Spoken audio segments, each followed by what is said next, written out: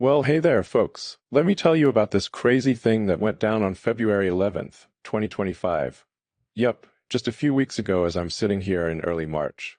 Picture this, an Australian Royal Air Force P-8A, one of those slick anti-submarine patrol planes, is chilling at Clark Air Base in the Philippines. It's 10:17 in the morning, and suddenly bam, it takes a sharp turn northwest. Where's it headed?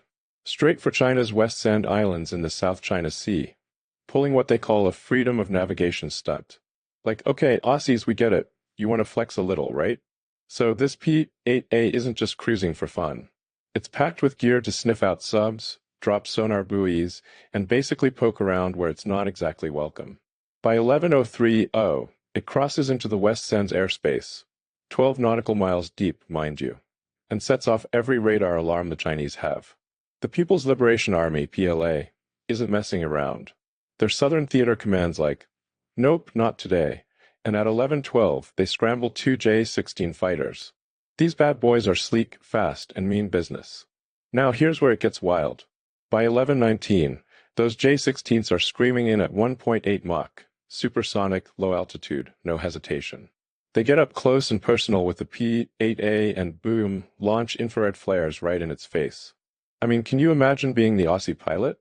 At 11:25, the P-8A tries to climb and dodge, but the J-16s aren't having it. They lock on, maneuvering like something out of a sci-fi movie. The Chinese pilots even hop on the International Emergency Channel and basically yell, "Get out of here now!" The P-8A's got no choice, it bolts. Oh, and get this, its engines apparently sucked in some flare residue, causing a little power hiccup. From the moment the radar pinged to those J-16s chasing it off, the whole thing took 18 minutes. 18. That's, some next-level response time. You know what's nuts? The Chinese didn't just stop there. They weren't like, okay, we scared him off, job done. Nope. 2 days later, yeah, just 48 hours, they upped the ante big time. A Chinese naval fleet rolls out, and this isn't some rinky-dink group. We're talking a Type 055 destroyer. That's their beastly fourth-gen ship. A Type 052D destroyer, and a supply vessel. They steam right into the Tasman Sea, that stretch between Australia and New Zealand, and set up shop in international waters. They slap down a 40 nautical mile warning zone and start live fire drills. Like, whoa, that's a statement. This fleet doesn't mess around.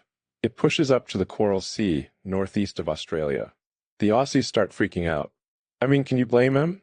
They send their deputy defense chief scrambling to Beijing, probably thinking, guys, what's the deal? But here's the kicker. Australia and the US are still trying to save face. They don't even mention the P-8A barging into Chinese airspace. Instead, they're whining about the J-16s dropping flares, calling it unsafe and unprofessional. Oh, come on, really? You poke the dragon, and then cry when it roars back? Give me a break. So, China's like, you think that's unprofessional? Hold my beer. On February 23rd, at 9:30 a.m., they kick off another round of live-fire exercises. This time 280 kilometers from Sydney. Yep, you heard that right. Sydney, Australia's big, shiny city. For 4 hours, they're blasting 130mm naval guns and simulating launches of YJ-21 hypersonic anti-ship missiles. Those things fly at Mach 10, folks. That's 280 kilometers in 1.4 minutes. 84 seconds to turn Sydney into toast if they were real shots. Wow, that's some firepower flexing. And here's the funny part. Australia doesn't even clock this until 10:10 a.m. Yep, 30 minutes after the shooting starts. Their defense folks finally hear about it through air traffic control. Gee, talk about being caught with your pants down. The Aussies lose it. I mean, their first day of this whole fiasco is a total faceplant. The government's ticked off, screaming that China didn't follow the code for unplanned encounters at sea, or whatever, basically saying, hey, you didn't RSVP to your war games. Their media goes nuts, rolling 24/7 coverage about how flights had to reroute, painting this big, China's a menace picture. Like, okay, fair enough, it's a disruption, but you kind of brought this on yourselves, right? Meanwhile, the Philippines jump in. Yup, their foreign ministries all. We stand with Australia for freedom of navigation. They're hyping up this China threatens South China Sea stability narrative, trying to rally some anti-China posse. But China? They're just sitting back, cool as a cucumber. They're like, whatever, we're good. Everything we're doing fits international law and the UN Convention on the Law of the Sea. They don't even bother dignifying the whining with a response. Then 2 days later, bam, they crank it up again. Another round of live-fire drills, this time stretched to 6 hours. More cannon fire, more missile sims, more don't mess with us vibes. And this time, Australia goes quiet. Like dead silent. They're getting hammered at home. People are yelling, "Why is our government so spineless?" And at the press conference, they're forced to grit their teeth and admit, well, China's exercises are technically legal. Yeah, they're choking on that one, but they've got no choice. The world's laughing, calling it a straight-up surrender. I mean, honestly, who wouldn't fold under that kind of pressure? Let's talk about what they're up against. 'Cause this isn't just any old Navy. That Type 055 destroyer? Holy smokes, it's a monster.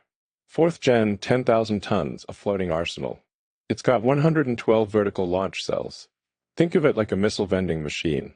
It can spit out YJ-21 hypersonic anti-ship missiles, Longsword 10 cruise missiles for land targets, HQ-9B air defense missiles, you name it. This thing's got a 1,500 kilometers firepower bubble. 1055's packing more punch than all 3 of Australia's Hobart-class destroyers combined. Wow, that's insane. And it's not just brute force. The 055's sneaky.